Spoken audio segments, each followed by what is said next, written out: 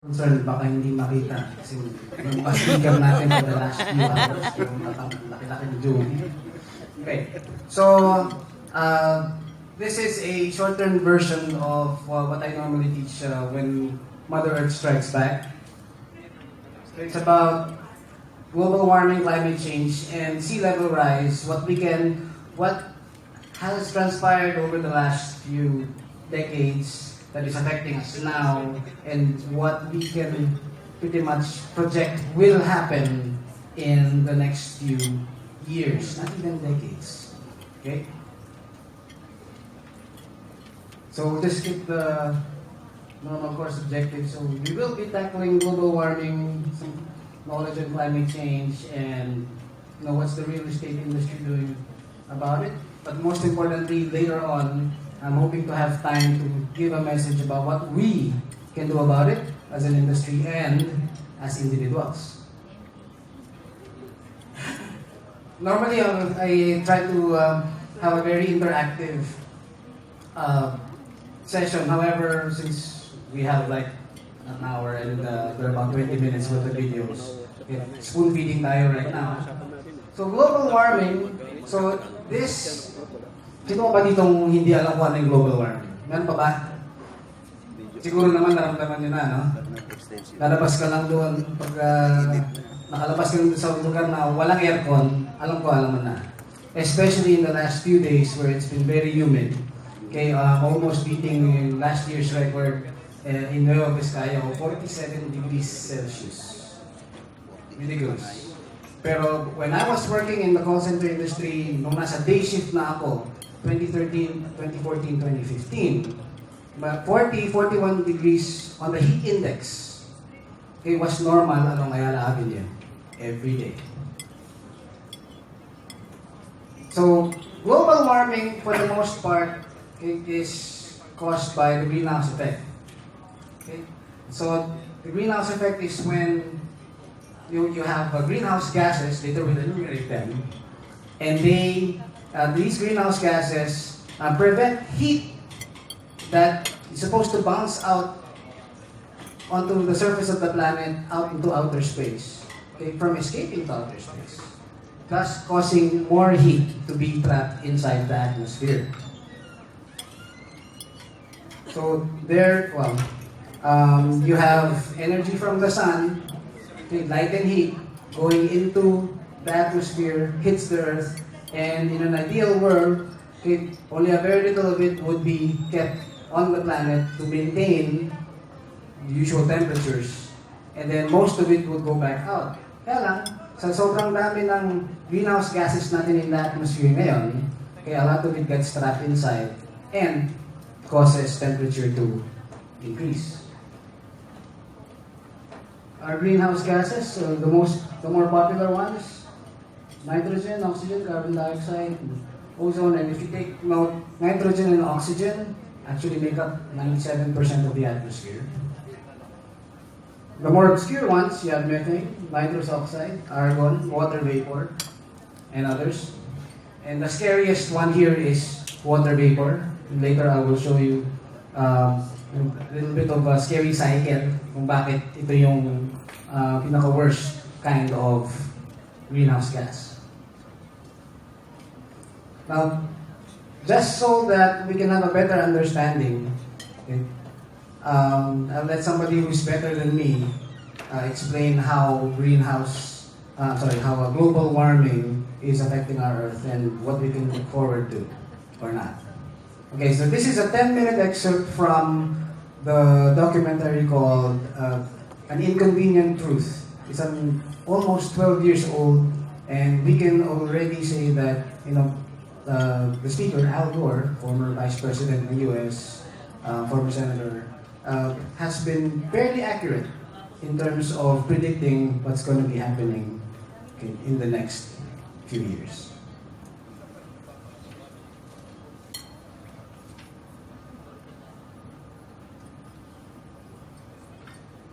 Sir, audio please. Sir. The vast majority of it is north of the equator, and most of the vegetation is north of the equator. And so when the northern hemisphere is tilted toward the sun, as it is in our spring and summer, the leaves come out and they breathe in carbon dioxide and the amount in the atmosphere goes down. But when the northern hemisphere is tilted away from the sun, as it is in our fall and winter, the leaves fall and exhale carbon dioxide and the amount in the atmosphere goes back up again. And so it's as if the entire Earth, once each year, breathes in and out. So we started measuring carbon dioxide in 1958. And you can see that by the middle 60s, when he showed my class this image, it was already clear that it was going up. I respected him and learned from him so much. I followed this. And when I went to the Congress in the middle 1970s, I helped organize the first hearings on global warming and asked my professor to come and be the lead-off witness. And I thought that would have such a big impact we'd be on the way to solving this problem, but it didn't work that way. But I kept having hearings, and in 1984 I went to the Senate and really dug deeply into this issue with science roundtables and the like. I wrote a book about it, ran for president in 1988, partly to try to gain some visibility for that issue. And in 1992, went to the White House. We passed a version of a carbon tax and some other measures to try to address this. Went to Kyoto in 1997 to help get a treaty that's so controversial, in the U.S. at least. In 2000, my opponent pledged to regulate CO2, and then that was not a pledge that was kept. But the point of this is, all this time, you can see what I have seen all these years. It just keeps going up. It is relentless. And now we're beginning to see the impact in the real world. This is Mount Kilimanjaro more than 30 years ago and more recently. And a friend of mine just came back from Kilimanjaro with a picture he took a couple months ago. Another friend, Lonnie Thompson, studies glaciers. Here's Lonnie with a last sliver of one of the once mighty glaciers. Within the decade, there will be no more snows of Kilimanjaro. This is happening in Glacier National Park. I climbed to the top of this in 1998 with one of my daughters. Within 15 years, this will be the park formerly known as Glacier. Here is what's been happening year by year to the Columbia Glacier. It just retreats every single year.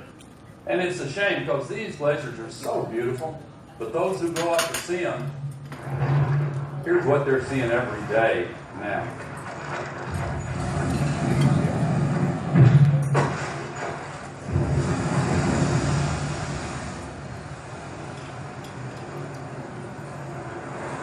In the Himalayas, there's a particular problem because 40% of all the people in the world get their drinking water from rivers and spring systems that are fed more than half by the meltwater coming off the glaciers. And within this next half century, those 40% of the people on Earth are going to face a very serious shortage because of this melting. Italy, the Italian Alps, same site today.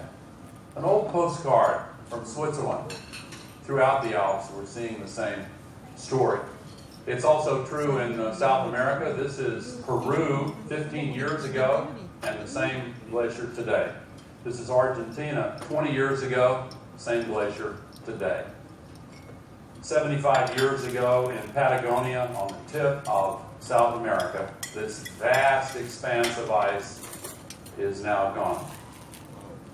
There is a message in this. It is worldwide. And the ice has stories to tell us. My friend Lonnie Thompson digs core drills in the ice. They dig down and they bring the core drills back up and they look at the ice and they study it. When the snow falls, it traps little bubbles of atmosphere, and they can go in and measure how much CO2 was in the atmosphere the year that snow fell. What's even more interesting, I think, is they can measure the different isotopes of oxygen and figure out a very precise thermometer and tell you what the temperature was the year that that bubble was trapped in the snow as it fell. When I was in Antarctica, I saw cores like this, and a guy looked at it. he said, right here is where the U.S. Congress passed the Clean Air Act. And I couldn't believe it, but you can see the difference with the naked eye. Just a couple of years after that law was passed, it's very clearly distinguishable. They can count back year by year the same way a forester reads tree rings, and you can see each annual layer from the melting and refreezing. So they can go back in a lot of these mountain glaciers 1,000 years. And they constructed a thermometer of the temperature. The blue is cold and the red is warm. Now, I show this for a couple of reasons. Number one, the so-called skeptics will sometimes say, oh, this whole thing, this is a cyclical phenomenon. There was a medieval warming period after all. Well, yeah, there was. There it is right there. There are two others. But compared to what's going on now, there's just no comparison. So if you look at 1,000 years worth of temperature and compare it to 1,000 years of CO2, you can see how closely they fit together. Now, 1,000 years of CO2 in the mountain glaciers, that's one thing. But in Antarctica, they can go back 650,000 years. This, incidentally, is the first time anybody outside of a small group of scientists has seen this image. This is the present day era, and that's the last ice age. Then it goes up. We're going back in time now, 650,000 years. That's the period of warming between the last two ice ages. That's the second and third ice age back, fourth, fifth, sixth, and seventh ice age back. Now, an important point. In all of this time, 650,000 years, the CO2 level has never gone above 300 parts per million. Now, as I said, they can also measure temperature. Here's what the temperature has been on our Earth. Now, one thing that kind of jumps out at you is, well, let me put it this way. If my classmate from the 6th grade that talked about Africa and South America were here, he would say, do they ever fit together? Most ridiculous thing I've ever heard. But they did, of course. And the relationship is actually very complicated, but there is one relationship that is far more powerful than all the others, and it is this. When there is more carbon dioxide, the temperature gets warmer because it traps more heat from the sun inside. In the parts of the United States that contain the modern cities of Cleveland, Detroit, New York, in the northern tier, this is the difference between a nice day and having a mile of ice over your head. Keep that in mind when you look at this fact. Carbon dioxide, having never gone above 300 parts per million, here is where CO2 is now. Way above where it's ever been as far back as this record will measure. Now, if you'll bear with me, I want to really emphasize this point. The crew here has tried to teach me how to use this contraption here. So if I don't kill myself,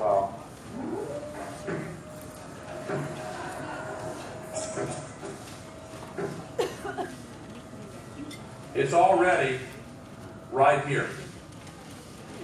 Look how far above the natural cycle this is, and we've done that. But ladies and gentlemen, in the next 50 years, really in less than 50 years, it's going to continue to go up. When some of these children who are here are my age, here's what it's going to be in less than 50 years.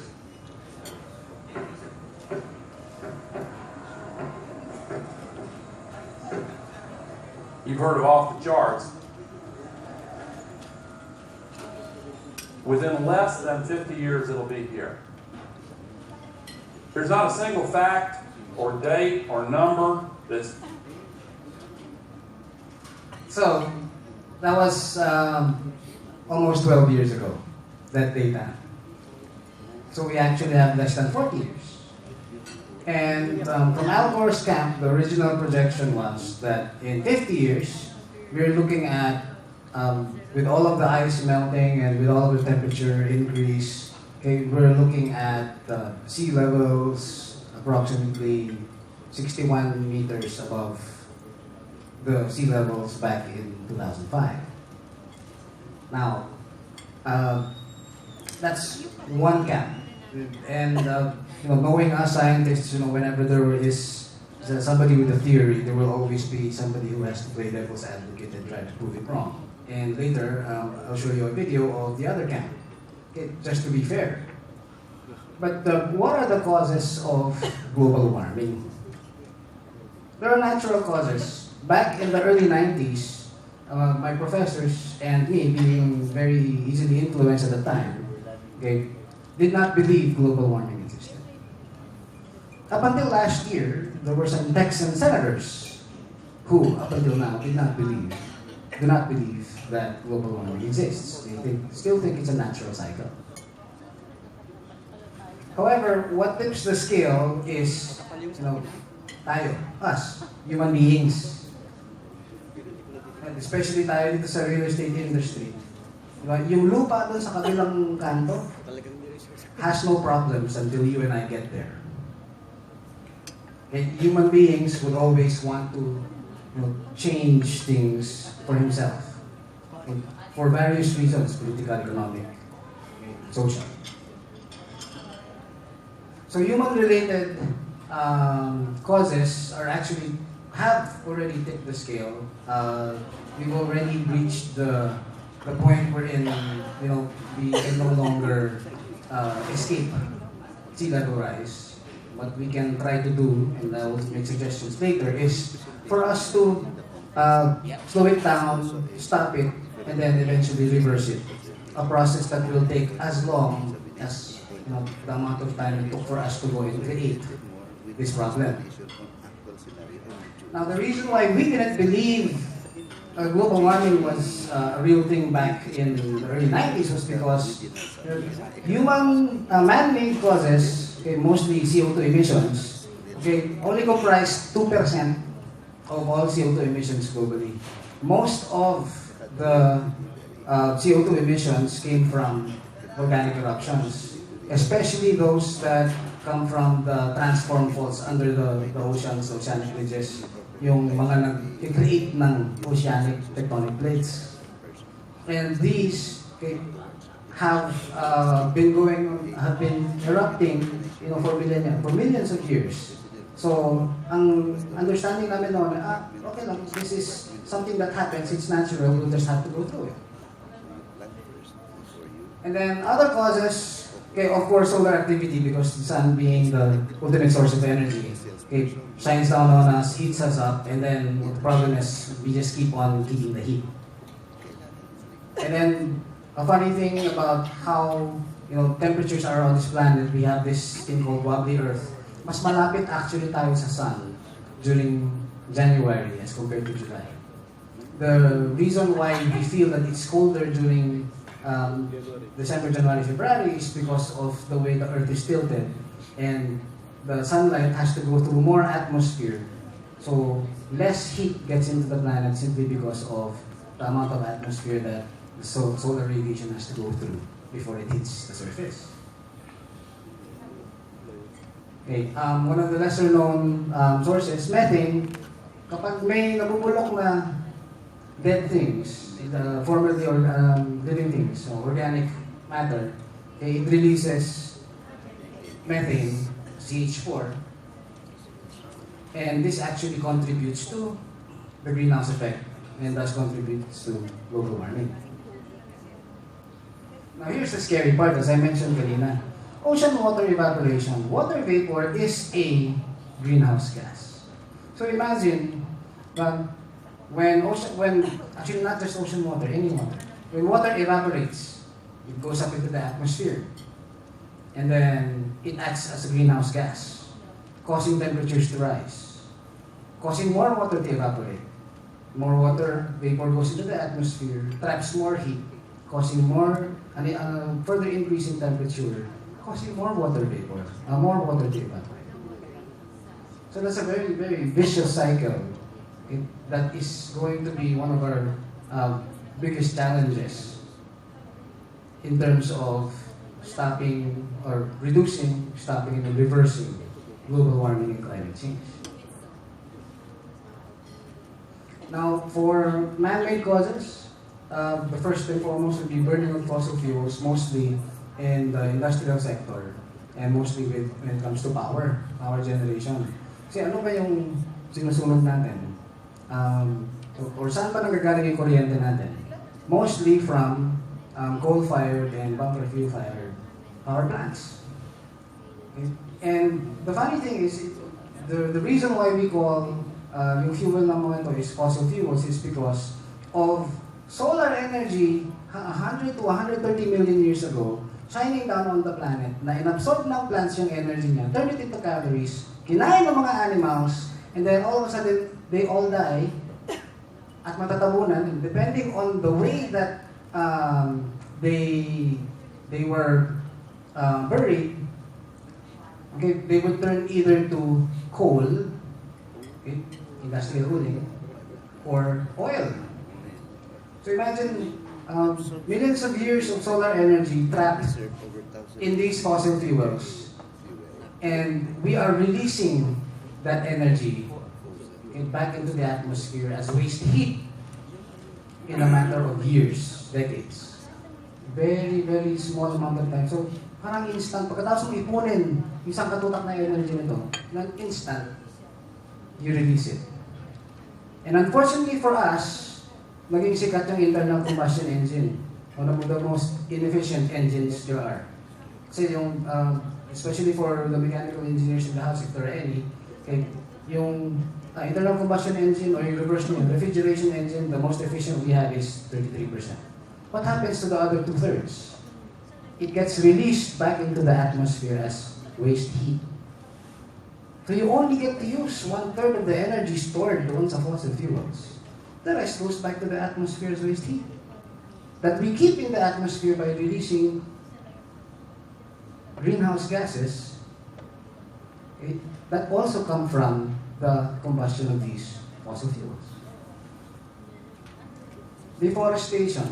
Not only do you remove something that would normally take carbon dioxide out of the atmosphere and give out oxygen, but the actual physical cutting of the trees, okay, already releases carbon dioxide into the atmosphere.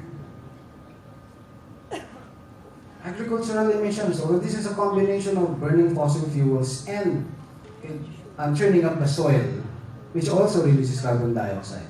Because of such a high population and big demand for lower priced food, okay, this is becoming one of the biggest contributors to greenhouse gases and global warming in the last few decades.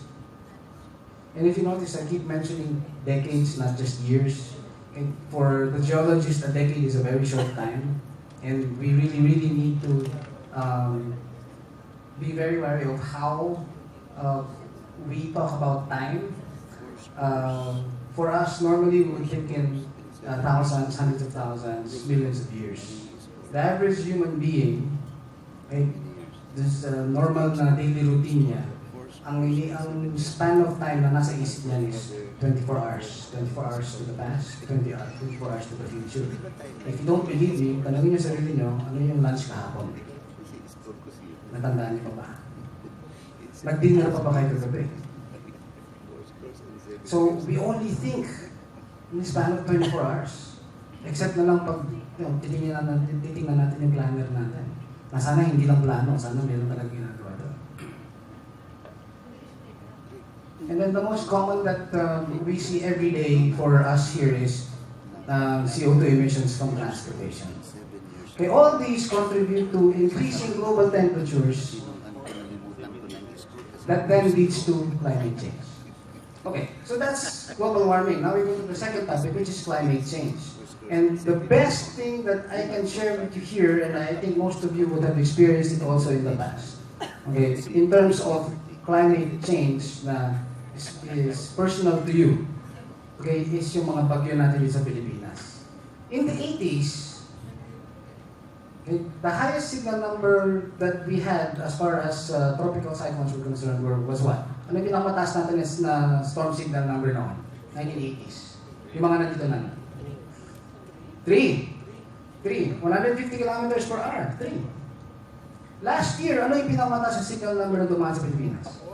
5. 240 kilometers per hour. 90 kilometers per hour difference in 30 years. What caused that? Bakit bumilis yung hangin? Paano may kukonect yun sa global warming? Okay. The root question then would be, yung hangin. Paano bumilis yung hangin? Ano ba yung hangin? Ano ba yung wind? Wind is moving air. Right? Okay. Paano nagkakaroon ng wind? Hot and cold air. Hot and cold air. Okay. What causes the difference? Well, actually, not yet. Hot and cold air would create something that would then cause the wind. One more step. Yun, low pressure, high pressure.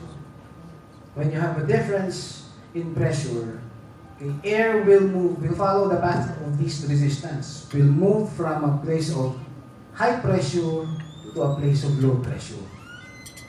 Now, when you have global warming, you raise temperatures globally. You then create that difference. And you increase the difference in pressure, okay, with an increase in temperature. Now, with an increase in the difference of pressure, you now increase yung strength or speed ng wind. Imagine a balloon. Tapos binuksan mo, tapos pinakawalan mo yung hangin. The higher the pressure in the balloon in the first place will determine how fast the air is going to go out initially. Okay, so in a span of 30 years, we have already witnessed climate change.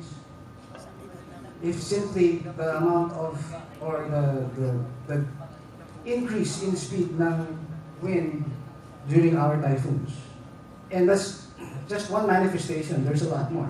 Later, we'll be talking about the most serious one. So, climate change is essentially yung shift in long-term weather patterns. Like, gugulat tayo, parang May pa lang, actually, April pa lang, umulan na sa Metro Manila. Sa Makati pa. Ang lakas pa ng ulan. How did that happen? Hindi ko rin alam. Okay, but I can attribute it to climate change simply because of the fact that it is changing. And weather in past and present has always been unpredictable. Okay, very difficult to predict at best.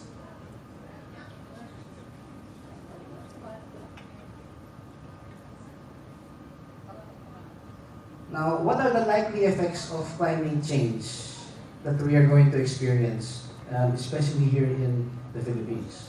We're looking at more intense El Nino. In the past, El Nino and La Nina had a cycle of 9 years.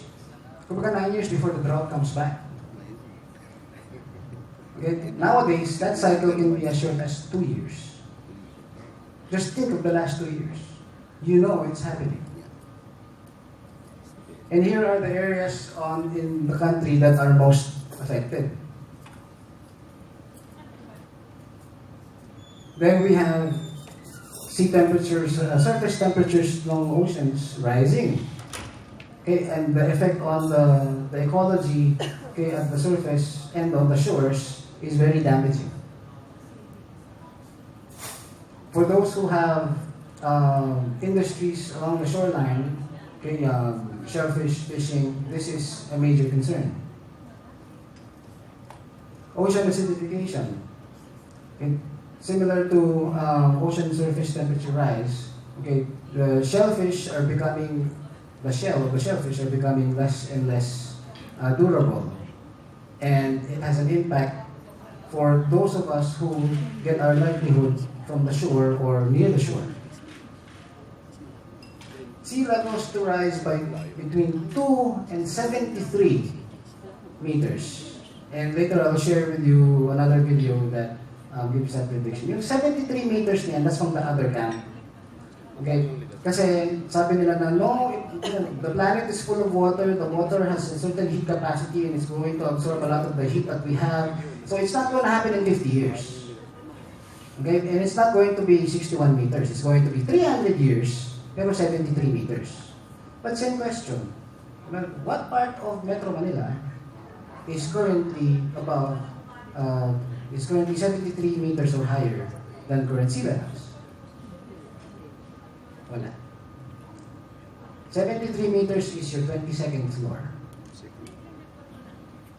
If you want yung structure mo to, if you want your condo unit to still be around, after all of the water melts, diba, go buy units at the 23rd floor and higher. Ako personally, all of my real estate purchases are now at 75 meters, 80 meters above sea level. Kaya I base it on topographic maps noong 2005. Why? Para yung mga apo ko would have beautiful beachfront properties. Serious. That's how much I believe in this. Now, doesn't mean na I'm hoping na maguno yung mundo in this way, no? But just preparing for myself and for my own legacy. And later, we'll hopefully share with you how we can, help stop and reverse this trend. So we've already discussed these tropical cyclones to intensify from signal number 3 to signal number 5.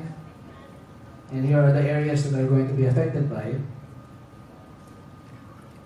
And with increased ocean water evaporation or any water evaporation, you have more precipitation. Kasi mas madaming load yung mga bagyo natin ngayon na tubig. Mas madaming babagsak pag may bagyo na ulan. Okay? And that means that we're going to see Yolanda and Ondoy typhoon flooding levels, more frequently in the next few years. So here's the other camp. They have a video. It's more recent, about 2 or 3 years ago, okay, from National Geographic. I'm going to be stopping the video at around 10 minutes so that we can, redeem the time. But if you would like to see the whole video, simply type in Earth Underwater sa YouTube, and you'll see this video from National Geographic.